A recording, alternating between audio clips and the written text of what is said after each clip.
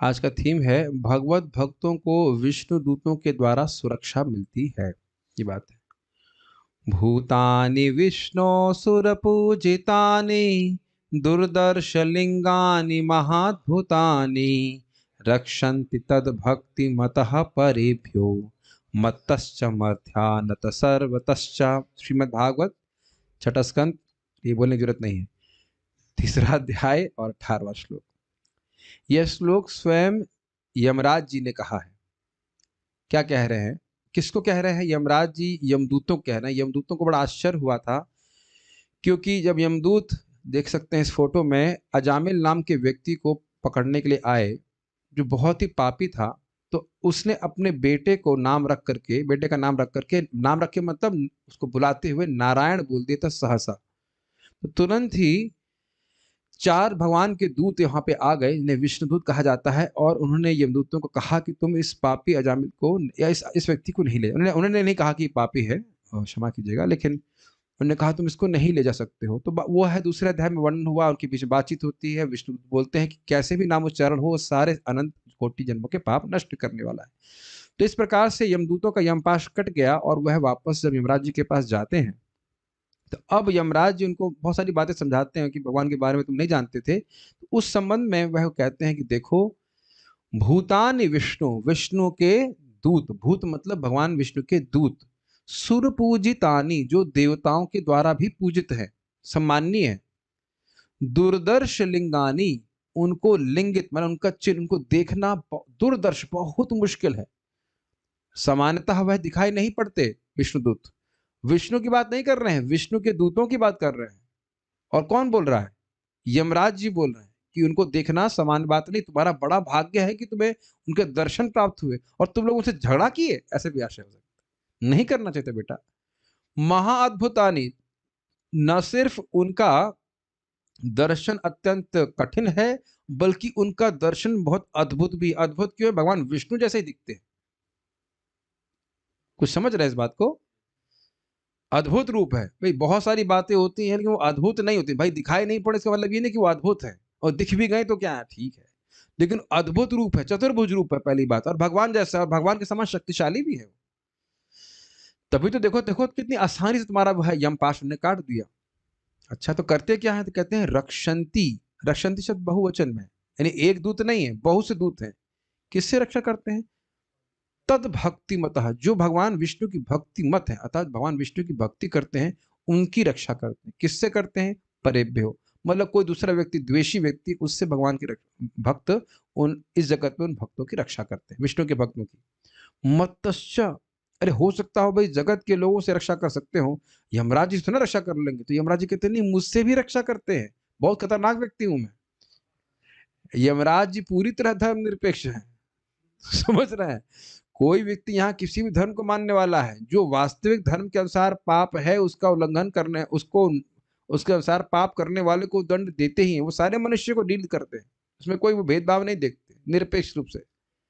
मर्त्यान, मर्त्यान मतलब और मनुष्यों से भी वह रक्षा करते हैं, अतः सर्वतश्च, और हर प्रकार से रक्षा करते हैं।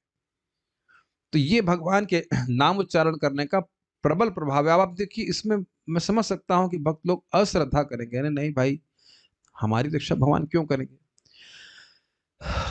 अब मैं यहाँ ये प्रश्न तो नहीं कर सकता कि raise your hands if your charge sheet is like Ajamil. मैं, अरे छोटू से हाथ में खड़ा करो, पता है मैं क्या बोल रहा हूँ, हाथ खड़ा करके बैठो। पहले साथ दर्द होने लग गया होगा, हाथ आपका, हाथ नीचे कीजिए। कि शायद ही कोई व्यक्ति ऐसा यहाँ पे होगा जो अजामिल जैसा पापी होगा, जो 85 साल में संतान उत्पन्न करे, वो भी एक वैश्या से, है कि नहीं? वो भी ब्राह्मण परिवार में जन्म। और आजकल तो चलिए मान लीजिए ट्रेनिंग भी नहीं, उससे उसको बढ़िया ट्रेनिंग थी। ऐसा अजामिल व्यक्ति, ऐसा अजामिल अपी पापी व्यक्ति, और बिना किसी योजना के, बिना माला के, ऐसे ही गंदी अवस्था में मरते समय विवशता में भगवान का नाम उच्चारण कर रहा है, तो भगवान जेड ग्रेड सिक्योरिटी भेज रहे हैं आध्यात्मिक जगत से। समझ रहे हैं बात? और बृहत भागवतामृत में वर्णन है कि महेश महेश लोक से, क्या नाम था उसका, गोप कुमार देखते हैं कि कैसे विभिन्न ब्रह्मांडों में भगवान विष्णु के दूत लगातार प्रवेश कर रहे हैं। तो इसीलिए कि कहीं कोई भगवान का नाम तो उच्चारण नहीं कर रहा। मुझे जुकाम क्यों हुआ, फिर मुझे डेंगू क्यों हुआ,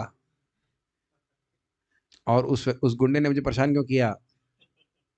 अरे जो भी कुछ परेशानी जगत में आ रही थोड़ा बहुत भी, उसके लिए तो भगवान पहले ही कह रहे हैं, और इसको आप कल सुनने वाले वैसे तो, कि भगवान के भक्त उसको ध्यान ही नहीं देते।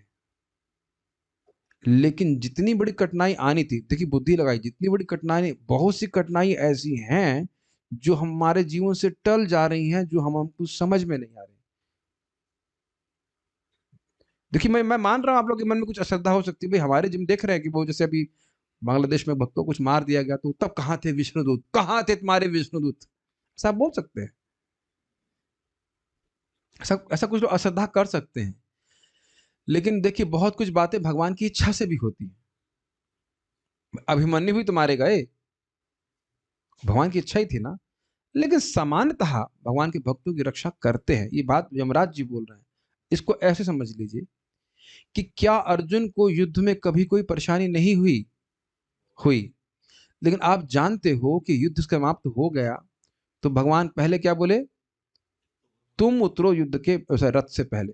जबकि सारथी पहले उतरता था, और रोज भगवान उतरते भी थे पहले, लेकिन अर्जुन को उस दिन बोले कि नहीं आप पहले उतरिए। तो अर्जुन ने कहा ऐसा क्यों? कहते उतरो पहले तुम। तो उतरे, और फिर भगवान उतरे, तो उस दिन रथ पूरा धू धू करके जल गया।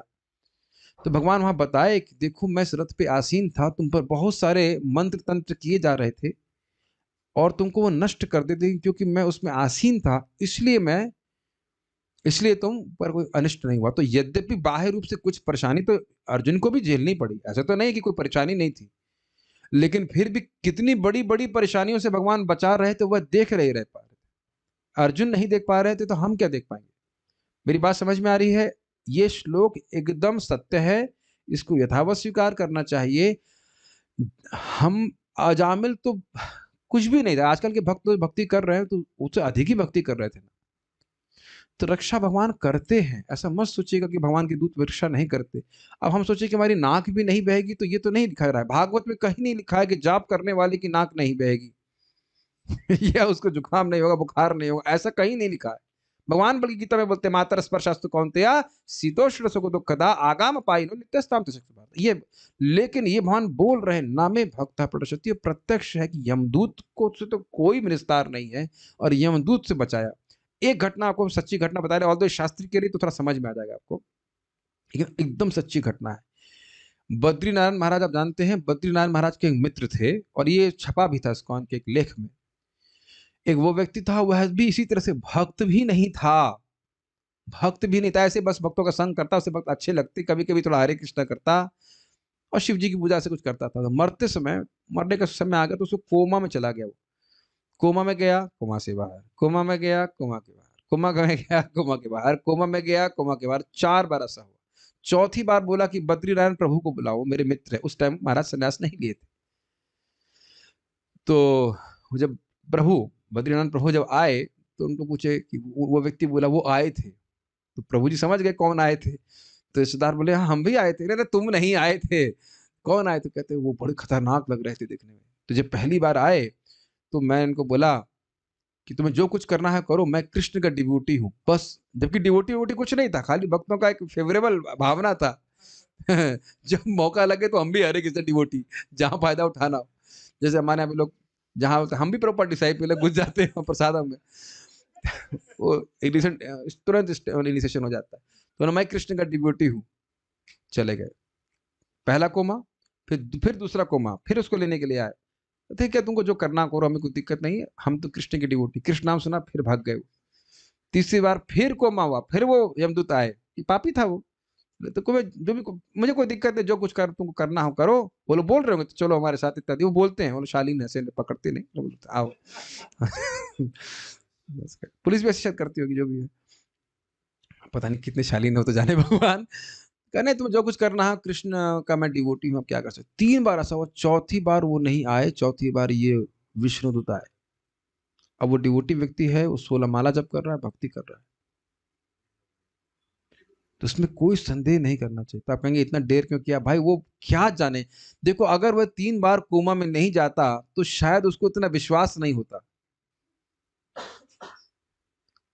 है ना।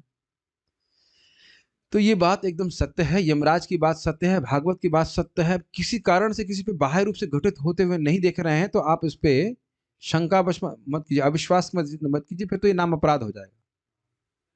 ठीक है ना। तो आप इस प्रकार से विश्वास कीजिए, भगवान के भक्त रक्षा करते हैं, और भगवान के भक्त क्या रक्षा करते हैं, देवता भी रक्षा करते हैं भक्तों की। क्या माता काली ने भरत महाराज चढ़ भरत की रक्षा नहीं करी, है कि नहीं। ठीक है। तो श्री हरिनाम प्रभु की जय, श्रील प्रभुपाद की जय, भक्तों को बचाने वाले विष्णु दूतों की जय। श्री प्रभुपाद, हरे कृष्ण।